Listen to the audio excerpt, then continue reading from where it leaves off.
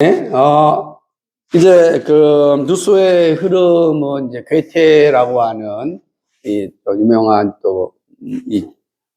작가에게로 이제 가게 되는데, 이 괴테가 이제 루소의 영향 가운데 보면서 이 사람의 생각은 자연과 진리를 같은 것으로 보는 것입니다.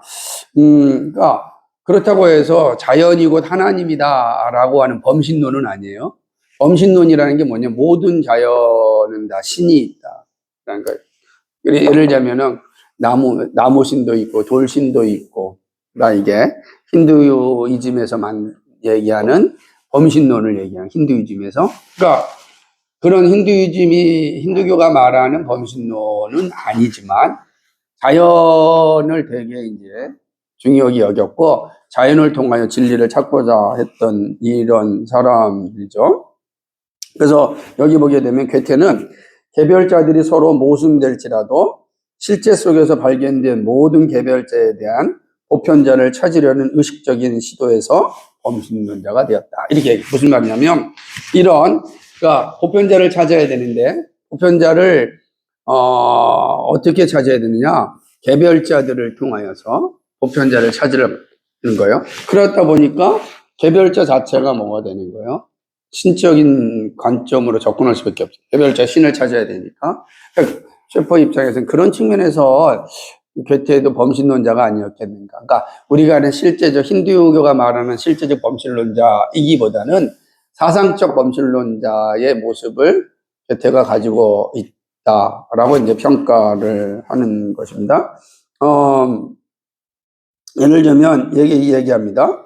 유난히 좋은 포도주가 많이 난 해에 프랑스 혁명의 잔악성이 드러나지 않았던가. 이제 이게 괴테가 표현한 거니까. 그럼 뭐예요? 포도주가 뭐예요? 포도주가 다 빨간 피색거든요. 이게 풍성하게 열렸을 때에 여기에 프랑스 혁명이 일어났다. 그러니까 그렇게 이제 보는 거지. 그러니까 개별자를 통하여서 이제 어떤 혁명을 이해하려고 하는 시도 자체들이 이제 보여주고 되는 거죠. 그러니까 유물론보다는 범신론이다 저는 얘기합니다. 자신의 자연주의를 통해서 괴테는 낭만적으로 인간에게 고유한 어떤 자리를 남겨두기를 바랬다. 그죠? 그러니까 결국 따르면 괴테가 말한 바에 의하면 자연이 모든 인간 판단에 대한 궁극적 권위다. 그러니까 낭만주의가 되게 무섭습니다. 이제 이때부터 이제 낭만주의, 우리가 윌리엄 워즈워드라든지 많은 낭만주의자들의 보게 되면 이성 자체를 이제 무시하게 되고 낭만주의가 되게 무섭게 발전되는 거예요. 그러니까 낭만주의적인 것들이 대부분 이제 포스트 모던 철학으로 이어진다고 보면 돼요. 낭만주의가 해체주의로 가는 거죠. 자연주의자들이 저를 해체주의로 가는 과정에 있다. 그래서 그러면은 오늘날 말하는 해체주의 포스트 모던 철학자들의 근원이 어디겠는가? 니체라고 하지만 그러면 이 니체 시대의 가장 분명한 이 문학은 어떤 모습을 띠고 있었는가? 그 낭만주의죠. 그 낭만주의가 되든 오늘날 해체주의 포스트 모던 어떤 문학이라든지 철학에 이렇게 같은 줄기에 있다라고 좀 저는 그렇게 봅니다. 자, 루소에게 영향을 받은 낭만주의는 여기 보면은 괴테, 실러, 레싱 다 이런 사람입니다. 여러분 다 독일 낭만주의가 그러니까 독일 낭만주의가 결국은 여기 보면 다 18세기잖아요. 독일 낭만주의가 니체에 영향을 주고 니체에 영향을 받은 자들이 이제 포스트 모던 철학자가 되는 거예요. 그래서 독일 낭만주의는 우리가 되게 우리 낭만주의는 낭만적으로 생각하잖아요. 근데 낭만주의는 매우 잔인합니다. 낭만주의는 낭만적이지 않아요. 자연 자체가 낭만적이지 않잖아요. 자연이 어떻게 낭만적이에요? 우리가 자연을 낭만적으로 보지만 자연 그 자체는 낭만적이지 않죠. 그러니까 그런 측면에서 본다면 독일 낭만주의의 영향은 현대 우리에 큰 영향을 줬는데 이 독일 낭만주의가 태동되게 된 것이 루소에 있다. 그러니까 루소가 근대에 가장 큰 영향을 미친 사람이다. 라고 이제 볼 수가 있는 거예요. 이해가 되는 거죠? 이게 다 우리의 뿌리가 다 이렇게 이해를 하게 되면 근대인의 모습이 어떻게 왔는가라고 하는 거예요. 항상 이렇게 이야기하는 거. 이 18세기는 우리나라의 어떤 시대라고 했어요? 정조시대, 그죠? 정조시대니까 우리나라도 이제 새로운 문명이 들어온 거예요. 선교사를 통해서 이제 새로운 문화가 들어오고 실학이 생긴 거, 실학. 실학의 시대. 이게 되게 중요한 게 우리나라 같은 실학의 시대니까 앞에서 성리학의 시대가 아니라 실학의 시대. 성리학의 시대는 이성의 시대라고 한다면 실학의 시대는 뭐예요? 경험과 경험의 시대예요, 경험. 그러니까 실학은 딱 경험으로 보는 거죠. 그래서 뭡니까? 우리가 잘 아는 것처럼 실학은 실제적인 학문을 하는 시대예요. 실제적인 학문. 그래서 예를 들자면 토종 비결 이런 것도 마찬가지예요.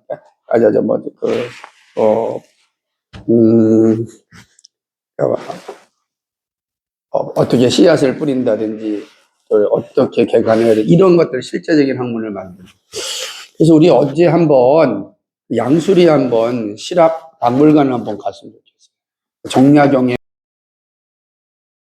실학 박물관을 가게 되면 그 실학자들이 어떤 삶을 추구하려고 애를 썼는가.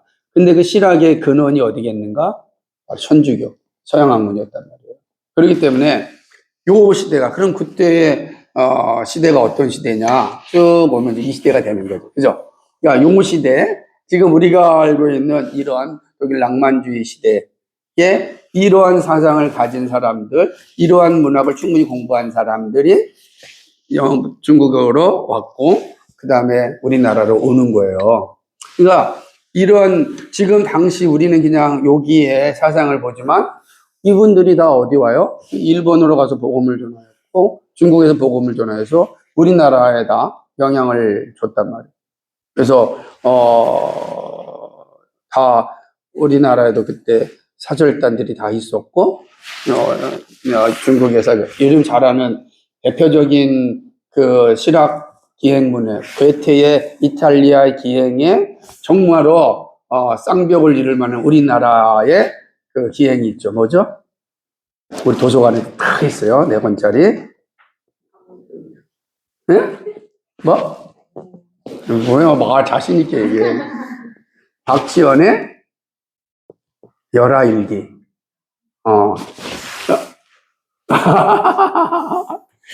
그게 동방정민록은 이전에 맞죠? 그건 옛날 이전 거고 이제 마르코 폴로의 동방정민록은 이제 옛날 거고 또 우리나라의 이제 왕호 척추구청 같은 거 우리나라 해초가 이제 중국을 갔다 오는 거고. 그러니 이 당시에 이제 실학에 있어서 박지원의 열하일기 같은. 그러니까 이런 것들이 그러면 다 그때 중국에 갔다 왔는데 중국에 이미 선교사들이 들어와가지고서 서양 문물이 그랬던 것. 그러면 지금 우리가 공부하고 있는 게 우리랑 관계가 없는 게 아니란 말이에요. 항상 역사는 평행성이 있어요. 근데 우리는 자꾸만 이제 이게 현명적으로 보지 못하니까 그게 나랑 무슨 상관이 있어? 상관이 있으니까.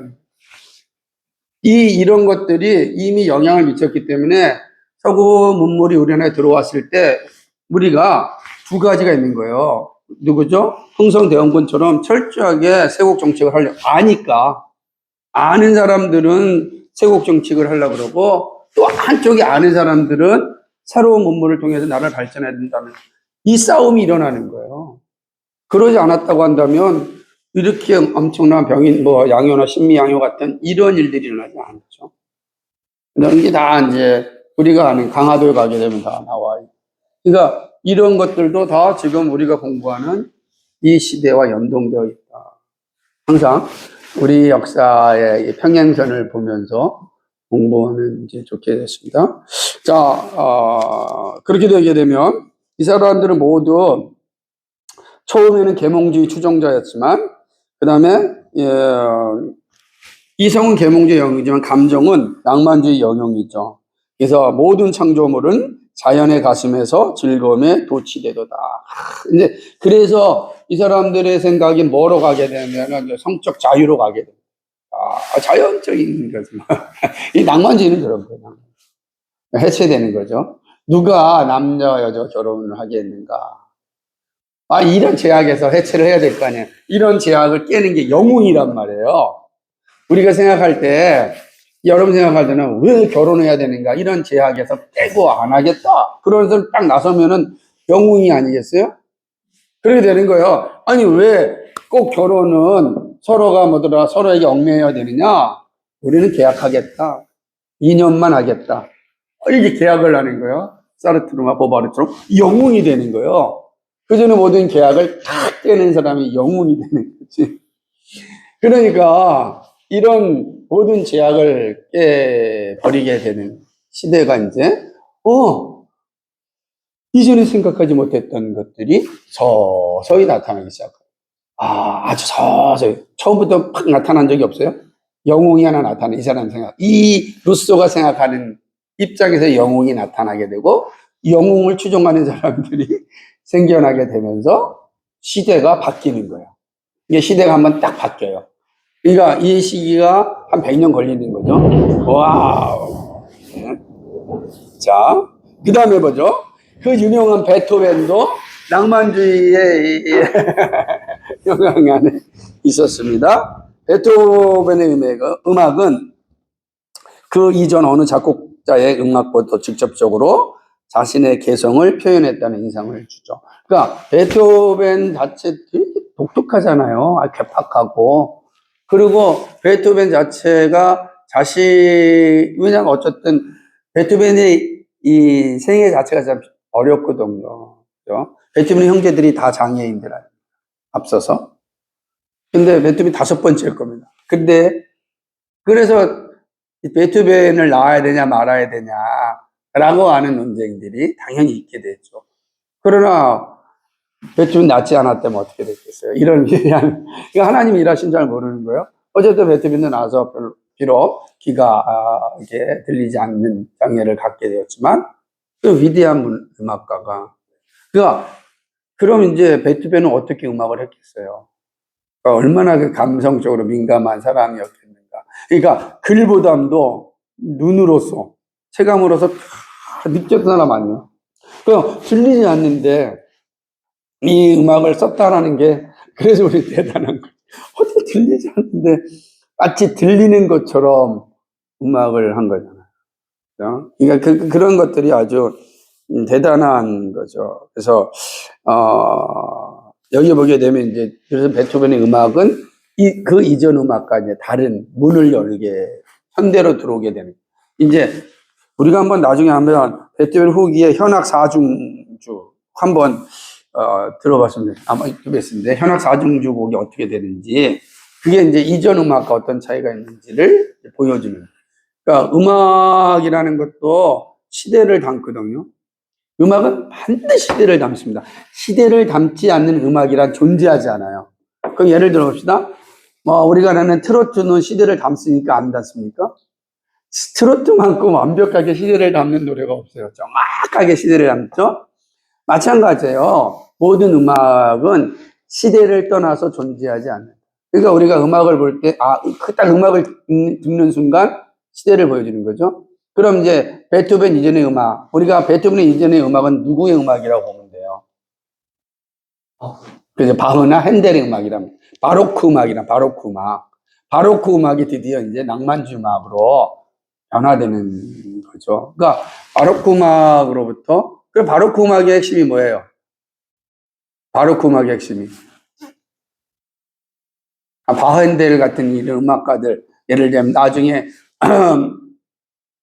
저 누구죠? 바로크 음악 내 책에도 바로크 음악 멘델스존도 바로크 음악을 중심으로 한 이제 낭만주의 음악가가 되는데 멘델스존에 오기까지죠.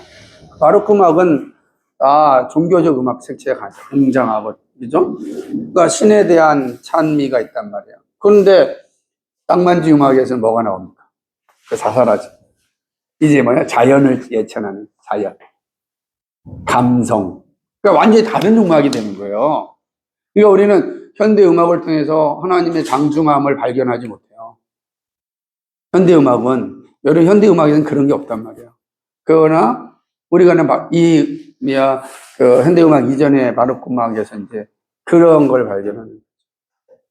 그런 차이가 있다는. 그 대표적인 사람이 이제 윌리엄 워즈워드가, 사실은 제가 이제 보게 되면은, 워즈워드 이 책도 있지만, 다음 주에 한번 워즈워드의 다른 시를 읽어보면은, 그 시가 얼마나 여러분을, 이런 시가 있어? 라고 할 수 보겠습니다. 다 마찬가지죠. 뭐, 콜로리지. 그죠? 그러니까, 워즈워드는 정말 유명합니다. 이 사람의 그 시 중에서 우리나라에 가장 인기 있는 시가 하나 있습니다. 뭔지 아세요? 여러분들은 학교에서 공부하지 않아요. 우리 때는 학교에서 공부했는데, 워즈워드의 글인데, 그 대표적인 게 뭐냐면, 초원의 집이라는 시입니다. 나중에 찾아보세요. 초원의 집은 영화로도 만들어져가지고, 미국의 아주 서부 개척기에 그 영화를 만든 게 초원의 집이에요. 우리나라 시리즈로 쫙 영화, 드라마로 방영했는데, 그게 낭만주의를 잘 표현한 초원의 집. 그러니까 이런 것들도 한번 여러분 나중에 한번 찾아서 일단 보세요.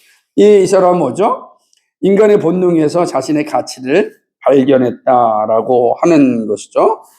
그리고 이제 여기 뒤에 보게 되면은 영국의 화가 존 콘스타블은 나무와 구름을 그렸을 뿐만 아니라 자신이 보았던 자연을 우주의 도덕적 웅장함이라는 개념에 연결시켰다. 되는 거죠. 그러니까 자기가 본 구름, 나무와 구름인데 이게 뭐죠? 우주의 도덕적 웅장함이라. 아니, 비가 오는데 이게 도덕과 무슨 상관이 있어요? 그렇게 보는 겁니다. 이 낭만주의자. 윌리엄 위즈워드 한번 시 한번 읽어볼까요? 아니야. 그 누구죠? 이 존 컨스탄블이 워즈워드를 흉내내서 쓴 시입니다. 같이 읽어봅시다. 봄 숲에서 흘러나온 어떤 충동이 사람의 더 많은 점을, 죄악과 선의 더 많은 점을 내게 가르치나니 이는 모든 현자보다 더하니. 뭔 말인지 딱 다가오지 않아요? 그러니까 충동이 여기 있는 것처럼 어떤 충동이에요. 충동이 뭐보다 낫다고요? 그죠? 현자보다 더한다는 거지. 여기서 현자 누구겠어요? 어떤 현자는 궁극적으로 지식이지만 이게 하나님을 얘기하는 거죠. 신보다 더 나에게 많은 걸 가르친다. 그냥 아까처럼 천둥이 뿡 치는 순간 그것이 더 많은 걸 나한테 가르칩니다. 충동적으로. 여러분, 이 충동이라는 단어가 무서운 거예요. 어떤 충동이. 여기는 이성이 없죠? 그죠? 충동이. 이게 낭만주의자들이야, 충동. 그 충동을 정당화하는 겁니다. 정당화하는 거죠. 이 나중에 시범이 됩니다. 그래서 이 점은 바로 누수의 고귀한 야만이란 개념. 자연적인 것은 도덕적으로 선하다. 그러니까 충동은 선한 거예요. 그러니까 이런 개념을 가지고 산다면 어떻게 되겠어요? 충동은 선하다라고 하는 거죠. 그러니까 이런 것들이 이제 되게 이제 중요한 현대를 여는 문이 되죠. 그럼 이게 단순하게 문학의 영역에만 머물러 있었느냐? 그러지 않아요. 이게 어디 법의 영역으로 갑니다. 그래서 그 이제 오늘날은 우리는 관습법 또 이렇게 있지만은 근대에 와서 현대에 와서 아주 중요한 또 하나의 영역이 자연법입니다. 이 자연법은 신학에도 되게 중요한 영향을 미쳐요. 신학에도. 그러니까 우리의 신앙에도 영향을 미쳐요. 우리가 잘 인식하지 못하고 있지만 자연법 사상은 예를 들면 국가에 대한 이해에 있어서도 자연법 사상과 그 다음에 성경의 가르침 사상과의 충돌이 늘 일어나요. 국가를 어떻게 볼 거냐. 그런데 이런 것들이 이제 근대에 와서 논의가 많이 되죠. 한번 볼까요? 보면 자연을 도덕적인 기초로 삼으려는 시도는 또한 시민법 영향에서 나타났다. 그러니까 도덕의 기초가 자연이다. 그러면 법의 기초가 뭐다? 자연이다. 이게 자연법인데 18세기에 보면은 하나님이 없을지라도 법의 원칙을 가지려는 시도가 있었죠. 그죠? 하나님이 없더라도 법의 원칙. 근데 이렇게 합니다. 이들 법학자들은 완전하고 완결된 법 체계를 자연법의 원리에서 구성할 수 있다고 생각했다. 자, 18세기 이전에는 뭐예요? 모든 법의 근원이 어디에 있습니까? 하나님에게. 법이 뭐냐? 법이. 그런데 이미 우리는 고귀한 야만인의 개념이 됐어요. 야만인. 그 야만인들이 자신의 세계를 온전히 만들기 위해서 사회적 계약을 해요. 계약을 통해서 만들어진 게 뭐죠? 법이란 말이에요. 그러니까 하나님 없어도 우리는 법이 존재할 수 있다라고 하는 거죠. 이게 되게 있는 거죠. 문제는 이제 자연법, 자연이라고 하는 그 법이 뭐냐? 도대체 법이 뭐냐? 라고 이야기할 때 결정을 해야 될 거 아니에요. 그러면 루소는 인간이 어떻게 본 거예요? 선하다 본 거잖아요. 자, 자연을 어떻게 본 거예요? 그거는 그 말은 다른 말은 자연을 선하다라고 본 거죠. 그러니까 선하다라고 하는 백지다라고 하는 관점에서 시작을 해야 되잖아요. 그런데 문제는 뭐가 있습니까? 자연이 선한가? 이게 이제 그러니까 선하다라고 전제를 두고서 법을 개진했는데 이제 질문을 던지는 거예요. 그럼 진짜 자연이 선한가? 그러니까 여기에 이제 문제가 생기는 거죠. 자연은 결코 선하지 않거든요. 우리는 타락했기 때문에 자연이 선하지 않다는 걸 알지만, 그러나 하나님을 이제 버린 사람들, 하나님을 떠난 사람들에게는 자신들의 생각의 기준을 가져야 되는데, 그러려면 자기보다 더 넓은 곳에서 기준을 가져야 되잖아요. 그 넓은 곳은 뭐겠어요? 그 자연밖에 없는 거예요. 그러니까 자연에서 모든 법의 기준을 가져오려고 하니까, 그럼 자연을 어떻게 봐야 되겠는가? 루소가 그걸 처음으로 제기한 거예요. 원래 우리는 자연은 선하다. 그런데 이게 사람들이 온갖 쇠사슬로, 장애물로 이게 얽히고 설켜서 이렇게 문제가 됐다. 이렇게 보는 거예요. 그렇게 하지 않으려면 우리가 정확하게 잘 만들어야 된다. 이게 이제 이야기하는 거죠. 그러니까 자연이라는 개념 자체가 그런 모습. 이제 여기서 그 유명한 미술이 나타납니다. 자연법 사상들, 우리가 자연법 사상을 다 공부하지 못하지만, 언젠가 한번 자연법 사상에 대해서 공부하는 시간을 한번 갖도록 하겠습니다. 오늘은 이제 여기만 한번 보고, 이거 간단히 넘어가는 거니까 마치도록 할게요. 우리가 잘 아는 고갱이라고 하는 화가가 있잖아요. 어디서 왔으며, 어디에 있으며, 어디로 가는가라고 하는 그 그림의 저자죠. 이 사람은 루소의 추종자였다고요. 그러니까 이 고갱은 완전한 자유를 찾기 위해서 타히티 섬으로 가서, 타히티 섬은 아직까지 문명이 들어가 있지 않은 곳이니까 그곳에서 그러면 거기에 고귀한 야만인들이 있다. 그 고귀한 야만인들이 사는 세계에서 참된 가치, 참된 진리를 찾자라고 간 거예요. 그래서 거기서 고귀한 야만인 사회에서 그림을 그리고 진리를 찾으려고 무지무지 노력을 했어요. 그런데 고귀한 야만인의 세계에서도 어떻게 된 겁니까?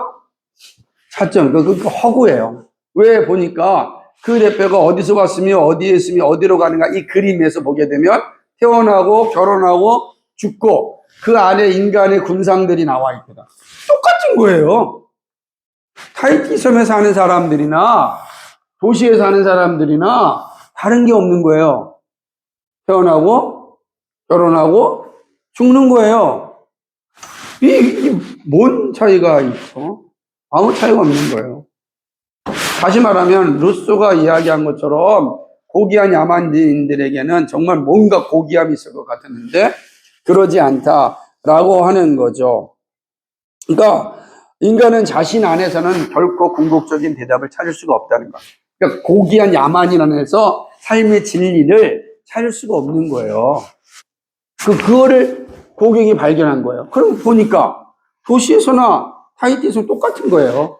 인간 자신에게서 시작할 때는 결코 어떠한 진리도 답을 찾을 수 없다라는 것을 깨달은 게 타히티 섬의 그림들이에요.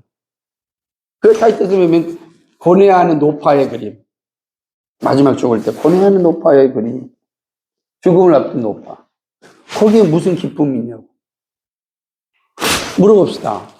죽음이 왜 슬퍼야 되죠? 이 답을 찾아야 될 거 아니에요. 죽음이 슬픔입니까? 죽음이 기쁨입니까? 답을 못 찾는 거예요. 내 안에서 시작한다면 답이 없잖아요. 죽음이 기쁨이에요? 슬픔이에요? 와. 슬픔이라는 이유는 뭐예요? 또 기쁨은 뭐예요? 기쁨이 되어야 되는 이유는 뭐예요? 이게 답을 못 찾는 거예요. 그러니까 고뇌하는 이 모습만 그림에 있는 거예요. 여러분 그림을 잘 보시게 되면은 이 그림들이 잘 나타나게 되는데 맨 마지막에 노인네가 보이죠? 맨 마지막에. 그죠? 여기 끝에 고뇌하고 있는 거죠?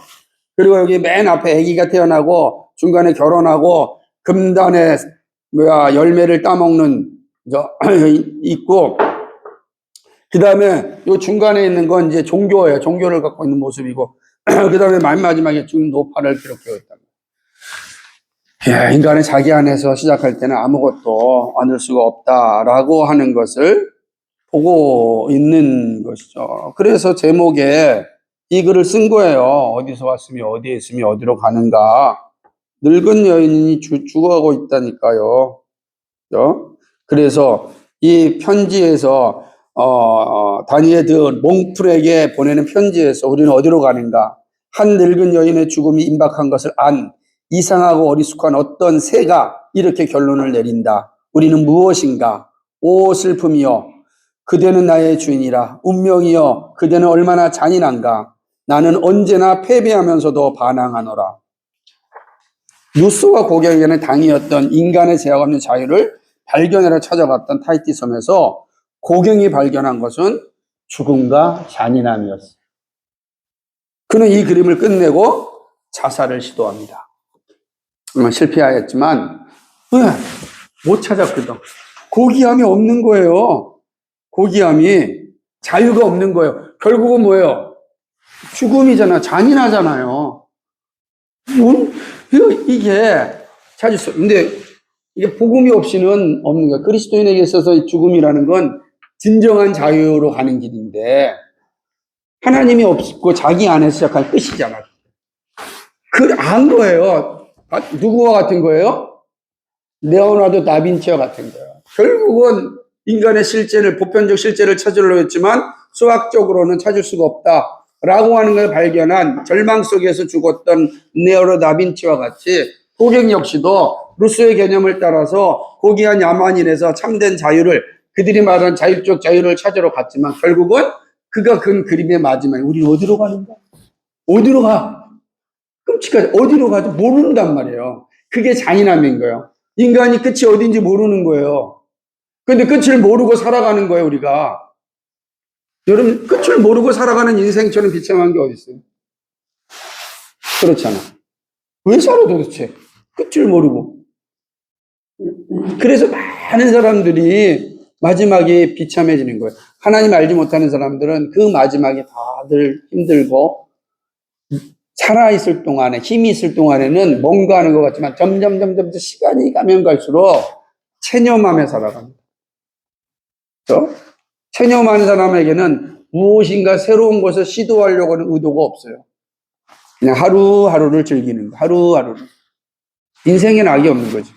그게 잔인한 거죠.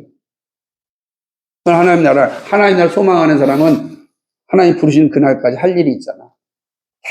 할 일인 거예요. 하나님 나라를 들어갈 준비라는 거죠. 그거는 마지막까지 처음에 가졌던 소명이 부르신 것 똑같아요. 똑같은 거죠. 그러니까 그 차이가 없으니까 결국은 이렇게 된 거죠. 오늘은 여기 마르크트 사드까지 갈까요?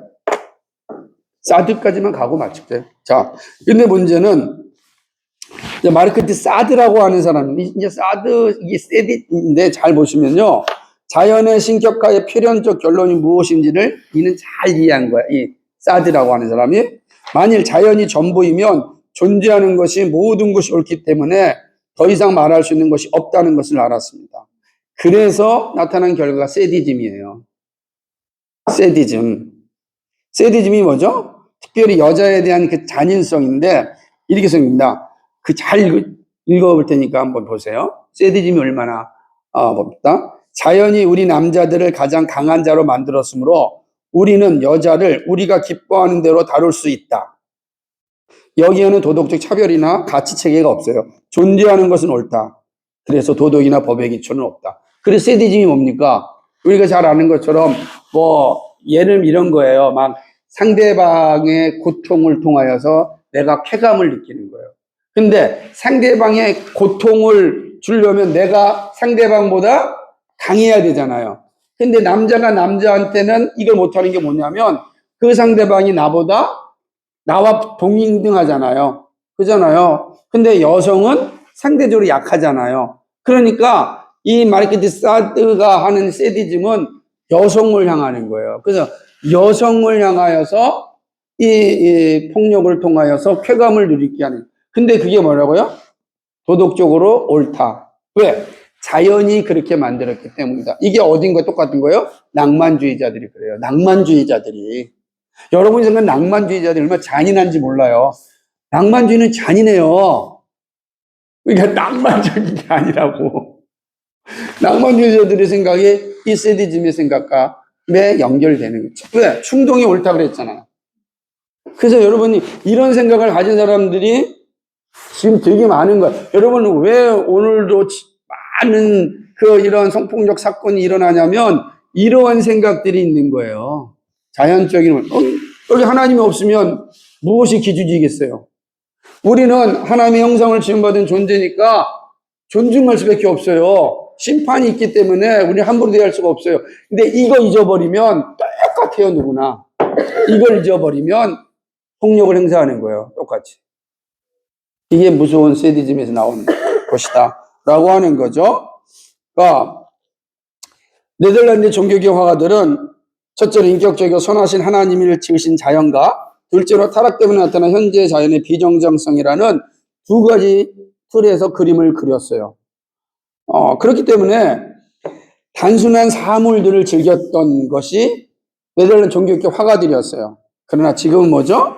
자연을 가지고 선의 기준으로 삼고 있어요. 그때는 자연이 선의 기준이 아니라 그냥 하나님이 우리에게 준 선물이에요. 우리도 자연을 우리 선물로 받아요.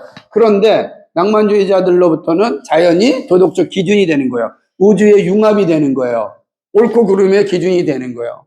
그럼 내가 자연적으로 남성은 당연히 힘이 있고 여성은 힘이 없으니까 지배하는 게 옳은 거예요. 그 지배하면서 그 즐거움을 누리는 게 합당한 거예요. 이렇게 나타나는 거죠. 만일 존재하는 대로 자연이 인간의 삶을 살아가는데 취하는 기준이라면 잔인함과 잔인하지 않으면 동일한 거예요. 이게 얼마나 무서운 거. 이러한 사상들이 실제로 나타났기 때문에, 그러니까 잘 보세요. 친구들이 생각 없이 산다고 하지만 다 생각을 하는 게 뭐냐면 그게 바로 문화라는 거예요. 오늘 우리가 보고 있는 모든 문화들, 미디어들에서 이런 세디즘, 이런 누수의 생각, 이런 낭만주의적 생각이 가득히 밑바탕에 깔려 있어요. 왜냐하면 포스트 모더니즘이라는 것은 이런 누수와 낭만주의, 이 사고 위에 있는 거지 이거 없이 새롭게 있는 게 아니에요. 그러니까 그런 거 위에서 끊임없이 뭐가 만들어져요? 미디어가 생산되는 거예요. 그럴 때마다 그것이 새로운 시대라고 얘기하는 거. 대부분 예술가들이 하나님을 알지 못한다면 반드시 이 기준을 갖게 돼요. 그러나 하나님을 아는 사람은 도덕적으로 뭐더라 인간의 잔인성을 이야기할 때 거기에 반드시 뭐가 함의되어져 있냐면 하나님이 없는 인간의 모습은 이렇다. 이걸 말하고자 하는 거예요. 그걸 하나님이 없는 사람에게는 이러한 인간의 잔인성밖에 없다. 그런데 그러지 않는 사람들은 반드시 열린 결말을 주는 거예요. 그 도덕적으로 옳고 그름을 그 문화와 영화, 드라마 속에 남기지 않아요. 왜? 이런 의식을 가지고 있으니까. 자연법이 지배를 하고 있기 때문에. 이해가 되시죠? 그래서 우리가 뭐 영화를 볼 때는 영화를 보는 것뿐만 아니라 읽는 거, 읽어야 돼요. 그리고 또 보고 읽고 말하는 이런 과정을 잘해야 돼요. 그래야만 그 문화에 우리가 점령당하지 않는 거예요. 그러지 않으면 100% 점령당하고 나도 그렇게 해도 되네? 이렇게 되는 거예요. 그러니까 모든 걸 볼 수 있지만 분별할 수 있으면 괜찮은 거예요. 근데 분별하지 못하면 모든 걸 보면 안 돼요. 볼 것만 봐야 되는 거예요. 그러니까 그러려면은 우리가 왜 이런 사상이 왔는가. 그래서 여러분이 보는 드라마도 우리나라는요 1990년대 경마장 가는 길로부터 포스트 모던 영화가 쫙 시작이 돼요. 열린 결말과 함께. 열린 결말은 존재하지 않아요. 이게 포스트 모던이 오면서 생기는 거예요. 결말이 답을 못 찾잖아요. 지금 답이 없잖아요. 우리가 공부하는 거죠. 예, 오늘은 여기까지 하도록 하겠습니다.